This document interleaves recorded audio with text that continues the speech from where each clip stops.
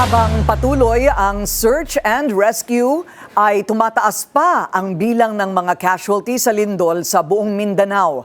Ang detalye sa agenda report ni Mike Carazon, live nag-uulat mula sa Office of Civil Defense sa Camp Aguinaldo. Micah, ilan na ang death toll sa ngayon sa pangkalahatan?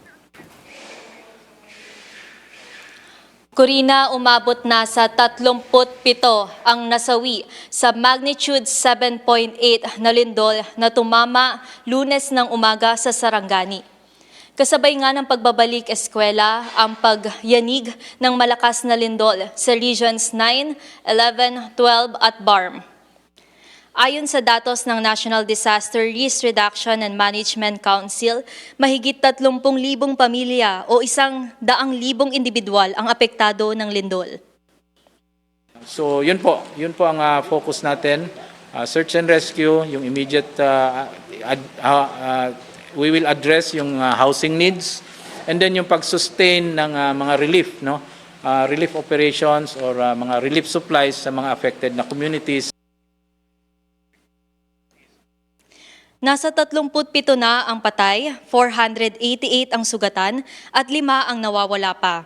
Habang 232 million pesos ang naitalang damage sa national highways at mahigit 5,000 ang napinsala ng mga kabahayan.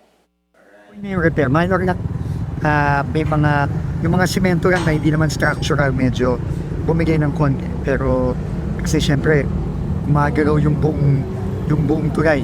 Pero yung structure, yung pinaka-importanting parts ng bridge, intact, wala man lang ni crack. So, matibay yung tulay. Mayroon namang 54 evacuation centers na kung saan nakahanda ang food assistance mula sa DSWD. Corina, sa kabilangan ng mga naitalang pinsala ay siniguro ng NDRRMC na may sapat na pondo ang pamahalaan para matustusan ang pangangailangan ng ating mga kababayan na lubhang naapektuhan ng sakuna. Balik sa iyo, Corina. So, Micah, tuloy pa rin ang klase. Sabi mo, nag-back to school, tapos biglang nagyanig. So, ano na ang estado ng mga estudyante ngayon? Papasok ba sila bukas? Corina, sabi kanina ni ASEC Alejandro, ay nasa assessment period pa ang mga schools at pinapapunta na nila ang kanilang mga engineers. Sa kanilang assessment, yung ibang paaralan pwede nang mag-resume after ng June 12 na holiday. At yung iba naman, sa ngayon, buong Region 11 at 12 ay wala pa ring pasok. Inaasahan pa ba Corina? nila, Micah, na madadagdagan pa ang mga casualty? Kasi medyo malaki ang itinalon mula kahapon. How many more are they expecting aside from the missing? Meron pa ring mga edipisyo na hindi pa nahuhukay.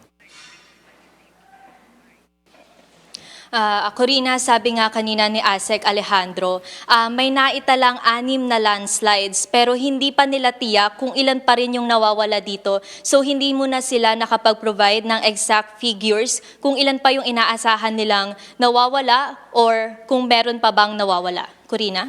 Maraming salamat. Mag-iingat kayo dyan. Mike Carazon, nag-uulat ng live mula sa Camp Aguinaldo. Nagpadala ang Office of the Vice President ng food truck sa quake-hit General Santos City. Ayon sa OVP, nagbibigay ito ng hot meals para sa mga rescuer at iba pang frontliners. Handa rin daw ang tanggapan na tumulong sa recovery and relief efforts para sa mga biktima ng lindol. Handang sumaklolo ang US, Japan at Indonesia sa Pilipinas matapos tamaan ng malakas na lindol ang Mindanao. Ayon kay AFP Chief of Staff General Romeo Bronner Jr., tumawag sa kanya ang ilang military partners ng bansa para mag-alok ng anumang tulong. Kasama ang mga tauhan ng AFP sa search, rescue at retrieval operation sa mga gumuhong gusali sa ilang bahagi ng Mindanao dahil sa lindol. Manatiling nakatutok sa Bilyonaryo News Channel. Sumubaybay sa aming social media accounts at mag-subscribe sa aming YouTube channel para sa mga bago at eksklusibong balita.